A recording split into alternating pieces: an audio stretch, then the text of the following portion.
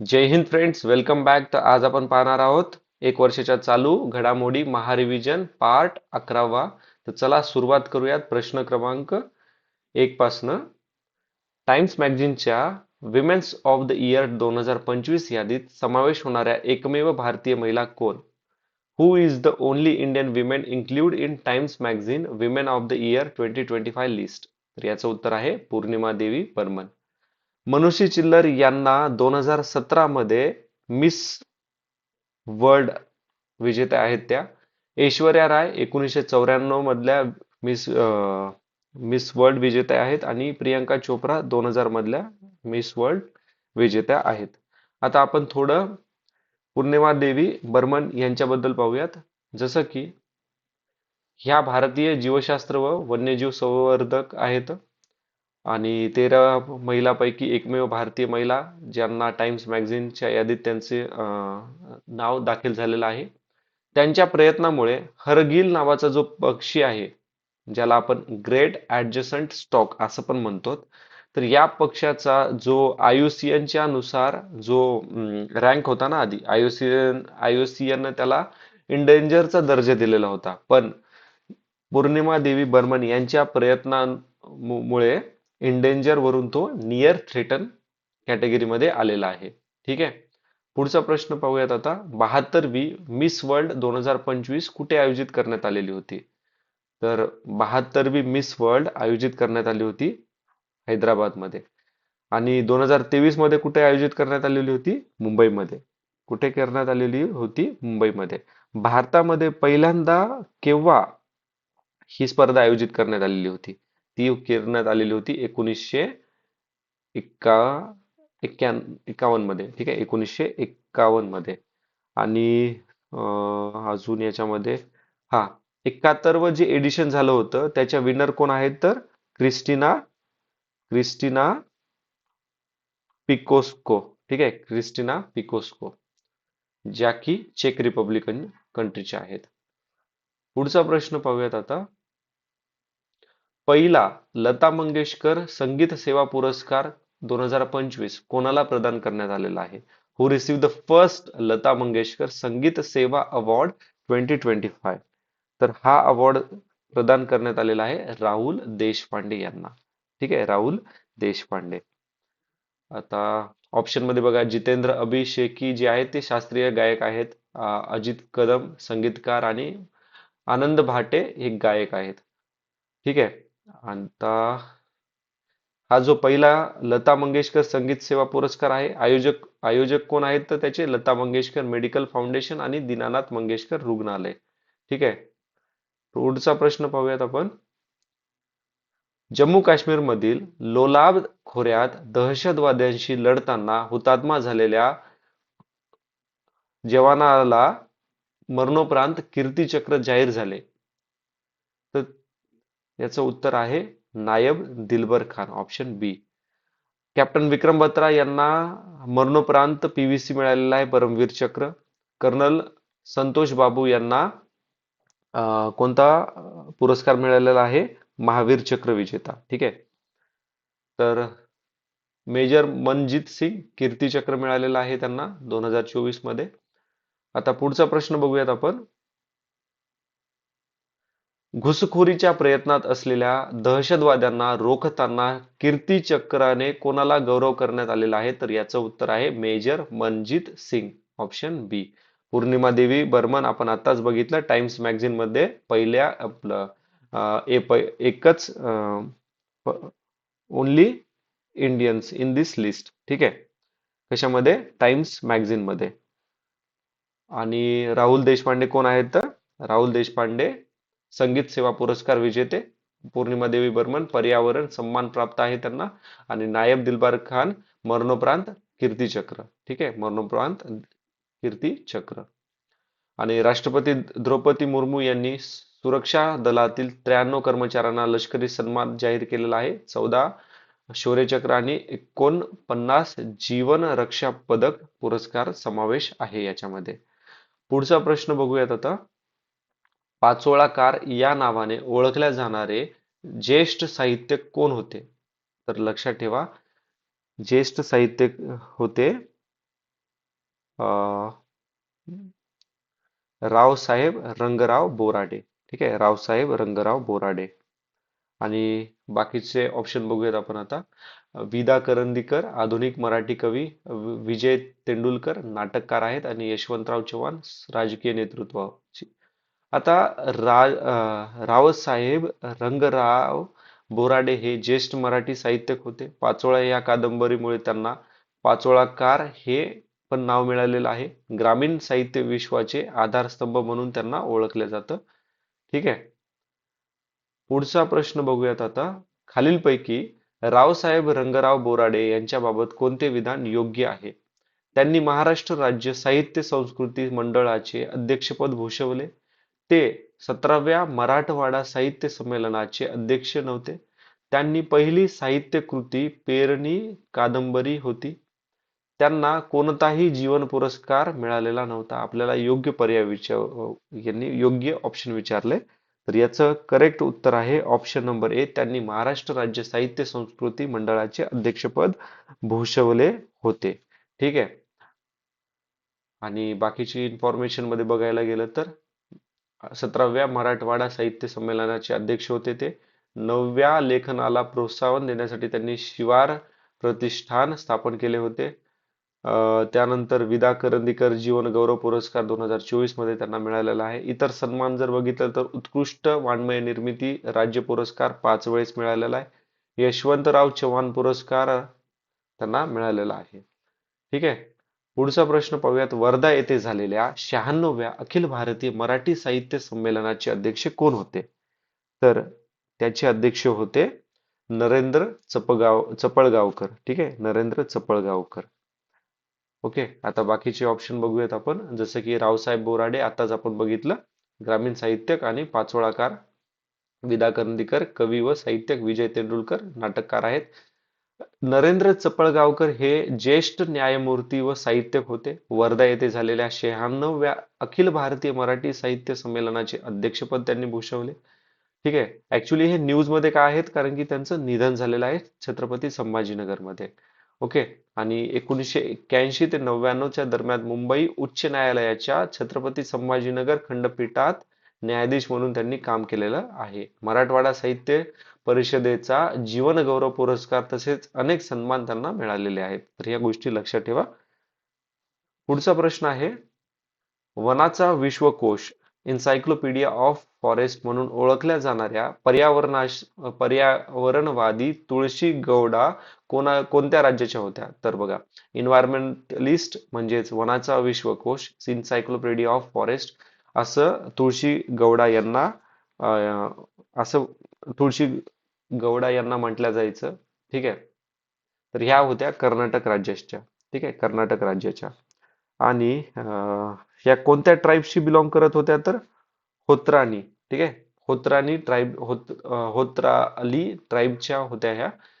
आणि त्यांना 2021 मध्ये पद्मश्री पुरस्कार पण मिळालेला आहे. पद्मश्री पुरस्कार. त्यांना काय म्हणून ओळखलं जातं? वनाचा विश्वकोश म्हणजे एन्सायक्लोपीडिया ऑफ फॉरेस्ट. ठीक आहे. एक मिनिट हा. थोडस मी मिसप्रोनाऊन्स केलं. हे होत्राली गावामध्ये राहिला होत्या त्या. आणि हलकी ही त्यांची म्हणजे ट्राईब होती. ठीक आहे, हलगी ट्राईबच्या होत्या त्या. ओके, हलगी. तर विचारलं जाऊ शकतं की हलगी ट्राईब कोणत्या राज्याशी बिलॉंग करते? तर ती कर्नाटकामध्ये. ओके. पुढचा प्रश्न पाहूयात आता. प्रश्न क्रमांक युगयुगीन भारत नावाने युगेयुगीन भारत नावाने नवीन राष्ट्रीय संग्रहालय विकसित करण्यासाठी भारताने कोणत्या देशासोबत सामंजस्य करार केलेला आहे? तर हा करार आपण फ्रान्स सोबत केलेला आहे. कारण की फ्रान्समध्ये जगामधील आतापर्यंतचं सर्वात मोठं म्हणजे ल्यूर संग्रहालय आहे. आणि ल्यूर संग्रहालयाच्याच धर्तीवरती आपण युगेयुगीन भारत हे नावाचं म्युझियम बनवत आहेत. आणि ज्यावेळेस हे कम्प्लीट होईल त्यावेळेस हे जगातील सर्वात मोठं संग्रहालय म्हणजे म्युझियम बनेल. ठीक आहे.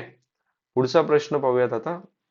आता बघा, ह्या जो आपला युगेयुगीन भारत संग्रहालय बनवण्यासाठी जर्मनी आपल्याला तांत्रिक सहकार्य करतोय, जपान आपल्याला पायाभूत सुविधा सहकार्य करतोय, आणि अमेरिका धोरणात्मक भागीदारी करतोय. ठीक आहे. पुढचा प्रश्न आहे आपला. मुंबई मुंबईतील गेटवे ऑफ इंडिया स्मारकाला 100 वर्ष पूर्ण झालेली आहे. तर ती कोणत्या तारखेला पूर्ण झालेली आहे 100 वर्ष? तर ती तारीख आहे ऑप्शन नंबर 2, 4 डिसेंबर 2024. ठीक आहे. आता गेटवे ऑफ इंडिया 4 डिसेंबर 2024, 1924 मध्ये त्याची उद्घाटन झालेलं होतं. या वर्षी गेल्या वर्षी त्याला 100 वर्ष झालेले आहेत. आणि हे जे स्मारक आहे इंडो सारा सैनिक, ओके, इंडो सारा सैनिक या स्थापना शैलीमध्ये बांधलेलं आहे. 1911 मध्ये किंग जॉर्ज पंचम आणि क्वीन मेरी ज्यावेळेस भारतामध्ये भेटीला आल्या होत्या त्यांच्या स्मरणार्थ हे उभारलेलं आहे. ओके. पुढचा प्रश्न आहे देशातील पहिला व्हर्टिकल लिफ्ट रेल्वे पूल कोणता आहे? Which is the India's first vertical lift railway bridge? तर व्हर्टिकल लिफ्ट रेल्वे ब्रिज आहे आपला पाबन पूल. ठीक आहे, पाबन पूल. आणि अं, बाकी ऑप्शन मध्ये जे बोगी बिल आहे ते रेल्वे कम रस्ता पूल आहे. हावडा कंटिन्युअर कंटी लिव्हर पूल आहे आणि बांद्रावली सागरी सेतू आहे. ठीक आहे. आता हा जो पावन पूल आहे ना, तर हा पूल रामेश्वरम ला मंडपम याशी जोडतो. ठीक आहे. रामेश्वरला मंडपम जोड या मध्ये व्हर्टिकल काय केलेलं आहे? रेल्वे ब्रिज उभारलेला आहे. ठीक आहे. आणि रामेश्वर कुठे आहे? तर पाबन बेटावरती आहे. आणि मंडपम कुठे आहे? तर मुख्य भूमीवरती. ठीक आहे. इथं मुख्य भूमी आणि ह्या मुख्य भूमीवरती त्यांनी काय केलंय? मंडपम पासून तर रामेश्वर जे की समुद्रामधल्या पाबन बेटावरती आहे, तर इथे त्यांनी व्हर्टिकली काय केलंय? व्हर्टिकल रेल्वे ब्रिज बनवलेला आहे आणि हा भारतातील पहिला व्हर्टिकल लिफ्ट रेल्वे पूल आहे. लक्षात ठेवा, महत्वाचे आहे आपल्याला. तर पुढचा प्रश्न पाहूयात. 1 जानेवारी 2025 रोजी सेंजेन झोनने पूर्ण सदस्य कोणते दोन देश बनले? तर which of the following countries become the full member of Schengen zone? तर हे दोन कंट्रीज आहेत रोमानिया, बल्गेरिया. ठीक आहे, रोमानिया आणि बल्गेरिया. रोमानिया आणि बल्गेरिया हे 2007 पासून ऑलरेडी युरोपियन युनियनचे सदस्य आहेत. सेंजवान झोनची स्थापना झालेली आहे 1985. आतापर्यंत आता म्हणजे करंट 2025 मध्ये 29 देश यांच्या समावेश सदस्य आहेत. आणि याचा सेंगझोन झोन म्हणजे काय? तर हे हे जे 29 देश आहेत ना, त्यांच्या बॉर्डर ओपन बॉर्डर्स आहेत. ठीक आहे. म्हणजे ते मुक्तपणे तिथले नागरिक एका देशातून दुसऱ्या देशात जाऊ शकतात. पुढचा प्रश्न आहे बिमस्टेक वरती. बिमस्टेक युवा शिखर परिषद 2025 कुठे आयोजित करण्यात आलेले आहे? ओके. बिमस्टेकचा काय लॉंग फॉर्म आहे? बे of Bengal initiative for multi sectoral technical and economical cooperation. तर हे कुठं आयोजित करण्यात आलेलं होतं? तर हे आयोजित करण्यात आलेलं आहे गांधीनगर, गुजरातमध्ये. ठीक आहे, गांधीनगर, गुजरात. काठमांडू मध्ये 2018 मध्ये ह्या शिखराचं काय झालेलं आहे? परिषद आयोजित करण्यात आलेलं होतं. ढाकामध्ये बिमस्टेकचं मुख्यालय आहे. ठीक आहे, बिमस्टेकचं मुख्यालय. आणि कोलंबो राजधानी आहे. कशाची राजधानी आहे तर मला कमेंट मध्ये सांगा. आता बिमस्टेक युवा शिखर परिषद गांधीनगर, गुजरात. आयोजन कोणी केलेलं आहे? युवा व्यवहार विभाग, युवा व्यवहार आणि क्रीडा मंत्रालय यांनी आयोजित केलेलं आहे. ठीक आहे. आता एक लक्षात ठेवा, 2018 मध्ये काठमांडू येथे झालेल्या 4थ्या बिमस्टॅक शिखर परिषदेमध्ये पंतप्रधान नरेंद्र मोदी यांनी बिमस्टॅक युवा शिखर परिषदाची काय केलेली होती? आयोजन करायची घोषणा केलेली होती. ठीक आहे. बिमस्टॅकची स्थापना 1997 मध्ये झालेली आहे. ढाका, बांगलादेश. कोणकोणते सदस्य देश आहेत? तर बांगलादेश, भूटान, भारत, म्यानमार, नेपाळ, श्रीलंका आणि थायलंड. ओके. पुढचा प्रश्न पाहूयात आता. तिसरे विश्व मराठी संमेलन 2025 कुठे आयोजित करण्यात आलेले होते? तर तिसरे विश्व मराठी आयोजन करण्यात आलेले होते फर्ग्युसन महाविद्यालय, पुणे या ठिकाणी. ठीक आहे. आता पहिल्यांदा मुंबईमध्ये आयोजित केलं होतं, दुसऱ्यांदा नवी मुंबईमध्ये आयोजित केलेलं आहे आणि तिसरं पुण्यामध्ये आयोजित करण्यात आलेलं होतं. आणि हे ज्येष्ठ साहित्यिक मधु मंगेश कर्णिक यांना पहिला विश्व मराठी संमेलन साहित्य पुरस्कार जो मुंबईमध्ये झालेला होता, हा अवॉर्ड प्रदान करण्यात आलेला आहे. ठीक आहे. पुढचा प्रश्न आहे 31वी राष्ट्रीय बाल विज्ञान काँग्रेस 2025 कुठे आयोजित करण्यात आलेली होती? Where was the 31st National Children's Science Congress 2025 held? तर 31वी नॅशनल चिल्ड्रन्स सायन्स कॉन्फरन्स आयोजित केलेली आहे भोपाळ या ठिकाणी. कुठे करण्यात आली? भोपाळ या ठिकाणी. आणि 2023 ची कुठे करण्यात आलेली होती? अहमदाबाद या ठिकाणी. ठीक आहे, अहमदाबाद या ठिकाणी. ठीक आहे, आता याचे थोडे स्टॅटिक पार्ट्स बघूयात. आयोजन कोण करतं? तर national council for science and technology communication करतं. 1993 मध्ये पहिल्यांदा याचं आयोजन करण्यात आलेलं होतं. ठीक आहे, उत्सवांचा उत्सव म्हणून ओळखल्या जाणाऱ्या हॉर्नबिल फेस्टिवल 2024 मध्ये कुठे आयोजित करण्यात आलेला होता? तर लक्षात ठेवा, आपल्याला उत्सव विचारल्या जातात. तर याचं उत्तर आहे option number 3, Kisama Naga heritage village मध्ये आयोजित करण्यात आलेलं होतं. ठीक आहे, आणि हे कितवी एडिशन होतं? तर ही 25वी एडिशन होतं. ठिकाण आहे किसामा नागालँड मध्ये. आणि भागीदारी देश कोण? अमेरिका, वेल्स, जपान वगैरे. ठीक आहे, आणि भागीदारी राज्य सिक्कीम आणि तेलंगणा, हे लक्षात ठेवा, सिक्कीम आणि तेलंगणा. पुढचा प्रश्न आहे, 5 जानेवारी 2025 रोजी Unnat Jyoti by affordable LED for all याला किती वर्षे झालेली आहेत?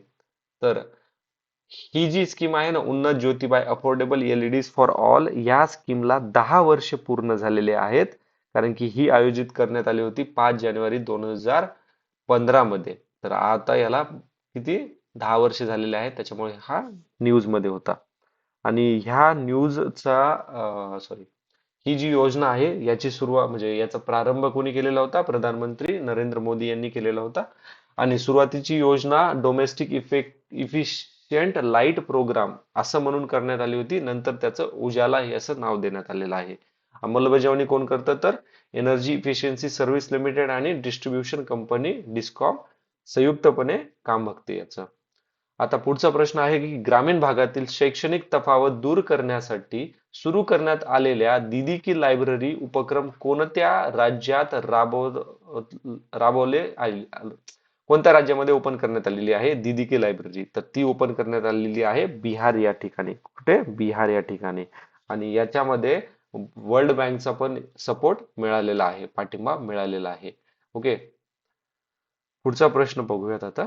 Central drugs standard control organization CDSCO कडून मान्यता मिळालेले भारतातील पहिले आयुर्वेदिक वैद्यकीय उपकरण कोणते आहे? Which is the India's first Ayurvedic medical device approved by the central drug standard control organization? तर हे कोणतं आहे? तर त्याचं उत्तर आहे ऑप्शन नंबर बी, नाडी तरंगिणी. या डिव्हाइसला सेंट्रल ड्रग्ज स्टँडर्ड कंट्रोल ऑर्गनायझेशननं काय केलेलं आहे? मान्यता दिलेला आहे. ओके, जागतिक आरोग्य संघटनेने म्हणजेच वर्ल्ड हेल्थ ऑर्गनायझेशन WHO 2025 रोजी मलेरियातून मुक्त घोषित केलेले देश कोणता? तर मलेरिया मुक्त देश कोणता आहे असं आपल्याला विचारलंय. आणि मलेरिया WHO च्या नुसार जॉर्जिया हा 45वा देश ठरला आहे जिथे मलेरिया मुक्तता आहे. ओके, पुढचा प्रश्न आहे आपला. डिसेंबर 2024 मध्ये डिंगा डिंगा म्हणून ओळखल्या जाणाऱ्या गूढ आजाराचा कहर कोणत्या देशात झाला? In December 2024 the mysterious diseases locally non as डिंगा डिंगा causes havoc in which country?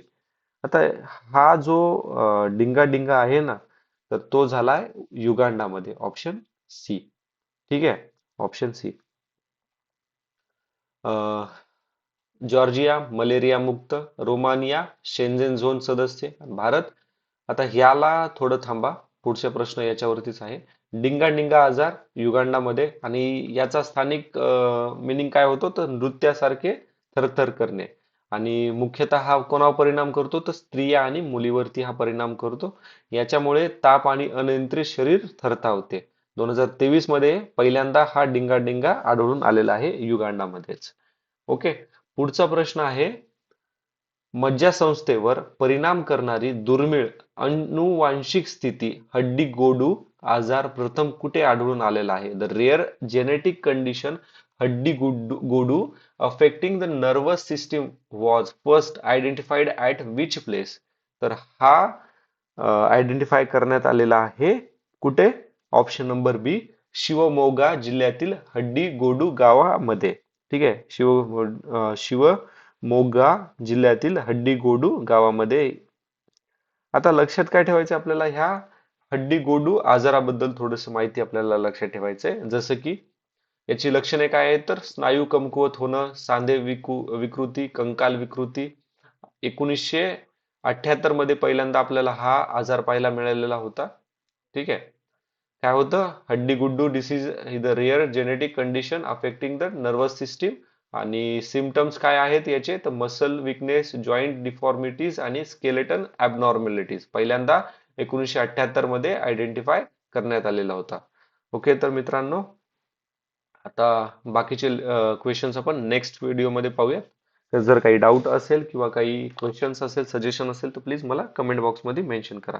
Thanks for watching. See you in next video. जय हिंद. Take care. Have a nice day.